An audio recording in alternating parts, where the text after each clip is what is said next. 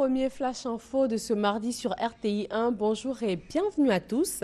Visite d'État du numéro 1 ivoirien dans l'Agnébitiassa hier.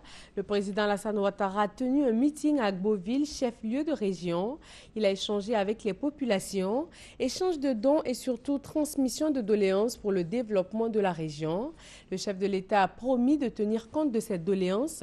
Certaines vont rapidement trouver solution, les autres intégrées au plan national de développement.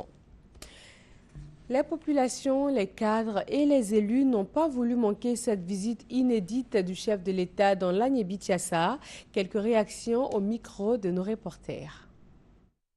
Il était important pour nous d'être à Agboville pour aller dire en Europe la communion que le président de la République a avec la population ivoirienne au pays profond. Il est très important pour nous que le président soit élu à un taux de participation honorable avec un score honorable pour continuer le développement de notre pays. Agboville amorce son développement dans ce train d'émergence. Toutes les populations sont plus que jamais réconfortées. Toutes les populations sont heureuses. L'arrivée du président Alassane Ouattara est un pari gagné. C'est un véritable pari gagné. Parce que l'image qu'on a voulu infliger à Agboville, aujourd'hui cet affront est lavé. Et en tant que fils du terroir, je suis satisfait entièrement. Et je sais qu'avec Alassane, Agboville sera boosté à un rang de choix. Et les enfants seront heureux. Tous les présidents qui sont passés ont eu le soutien du peuple abbé. Mais des gens ont fait croire que nous sommes un peuple rebelle, mais c'est faux. Et aujourd'hui, à travers les discours de nos élus, tout le monde va comprendre que c'est faux. Mais nous sommes entièrement attachés aux idéaux de l'actuel président. Vraiment merci, Monsieur le Président. Le peuple abbé n'avait pas compris. Mais aujourd'hui, on a vu que tu es un bâtisseur. On a compris. Et nous sommes d'accord pour le développement. Pour cela, nous soutenons le président de la République dans la quête du développement. Je suis heureuse de recevoir le président, notre président Alassane Ouattara dans ma région. Mais ce que j'ai retenu pour mon village, le bitumage Agboville-Rubino, je suis très heureuse et je veux que ça se fasse dès maintenant. Pour Agboville, Ado, c'est comme on l'a dit, Ado, un point. Parce que c'est lui qui est venu aujourd'hui. Ce qu'il est en train de faire pour Agboville, vraiment ça réjouit toute la chefferie traditionnelle et toute la population. C'est pourquoi je tiens à remercier au nom des quartiers d'Agboville, remercier pour tous les actes qu'il a posés pour nous aujourd'hui. Nous sommes rassurés de tout ce que le président de la République nous a dit, nous jeunes de Côte d'Ivoire, particulièrement jeunes d'Agboville. Il est important pour nous, jeunesse de Côte d'Ivoire, de soutenir le président Ouattara. Parce que, comme on le dit, même si tu ne l'aimes pas, il faut reconnaître que le lièvre coupe bien et vite. Pour nous, jeunesse de Côte d'Ivoire, le président Ouattara est une chance pour nous. Alassane Ouattara est un Ivoirien parmi 24 millions. Il joue son rôle, il joue sa partition en tant que chef de l'État. Mais nous autres, qu'est-ce que nous faisons? Il ne s'agit pas de dire que nous sommes Front Populaire Ivoirien, nous sommes RDA, nous sommes PDCI, RDA. Mais quel est l'intérêt d'une politique si elle n'est pas menée pour le bien-être des populations, pour le bien-être de notre nation? C'est ce que nous disons. Avec Alassane Ouattara, c'est du concret, c'est des actions concrètes.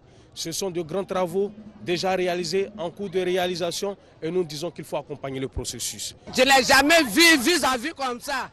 Il travaille avec mon petit frère, mais aujourd'hui, j'ai dit, viens chez moi. Moi, je suis de Brocos, mais mon mari est d'ici. Il faut que je vienne pour le soutenir. C'est ça, je suis là. La journée mondiale de la sage-femme est célébrée ce mardi 5 mai, une date pour faire découvrir ce métier de donneuse de vie, rendre hommage à ceux et celles qui le pratiquent et montrer leur importance au sein de la société. La journée mondiale de la sage-femme est commémorée chaque année depuis plus de 15 ans.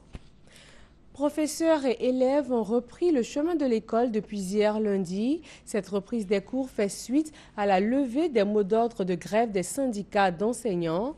Konaté Moussa a fait le constat d'une reprise timide sur le terrain. Lycée Sainte-Marie de Cocody ce lundi 4 mai. Dans cette salle de seconde C, les cours se déroulent tranquillement. Les élèves et les enseignants ont repris les cours. Ils étaient tous là. C'est comme s'il n'y avait jamais eu d'arrêt, puisqu'ils se sont mis tout de suite au travail. On a senti en eux un certain dynamisme, une certaine détermination à bien finir les programmes et à accompagner les enfants jusqu'aux examens. Au lycée Djidji Amondi, dans la commune d'Adjamé, l'établissement a connu des perturbations pendant ces moments de grève. Aujourd'hui, ce sont des élèves heureux d'avoir retrouvé les salles de cours. Ça nous plaît, il ne faut plus vont gréver, c'est ce que nous on demande. Je suis très contente d'avoir repris les cours. Je suis très heureuse d'avoir repris les cours parce que je voulais passer en classe supérieure. Plusieurs établissements ont entendu l'appel de la reprise effective des cours ce lundi 4 mai 2015, lancé par les organisations syndicales. Affrontement entre communautés liées à la terre et aux pâtures au Kenya. Au moins 45 personnes ont été tuées hier dans un village du nord-est du pays. Les autorités locales soupçonnent un vol de bétail d'être à l'origine de la tuerie. Au moins une vingtaine de personnes blessées lundi à Conakry lors d'affrontements. Les forces de l'ordre déployées en masse dans la capitale tentent d'empêcher une nouvelle mobilisation nationale de l'opposition contre le calendrier électoral.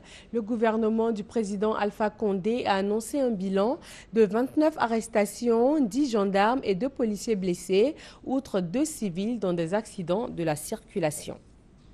L'armée nigériane a annoncé hier avoir tué 28 miliciens présumés pendant le week-end au cours d'une opération lancée dans le centre du pays. Cela après le massacre de 6 soldats le mois dernier. Les violences ont eu lieu à la frontière des États de Plateau et de Taraba, une région qui est souvent le théâtre d'affrontements intercommunautaires sans rapport avec Boko Haram. Le président togolais Faure Gnassingbé, réélu pour un 3e mandat de 5 ans, a prêté serment lundi à Lomé devant la Cour constitutionnelle. L'opposition revendique la victoire et entend poursuivre sa mobilisation contre le pouvoir. Et c'est la fin de ce Flash Info. Le journal, c'est à 13h sur RTI 1. Je vous dis à tout à l'heure.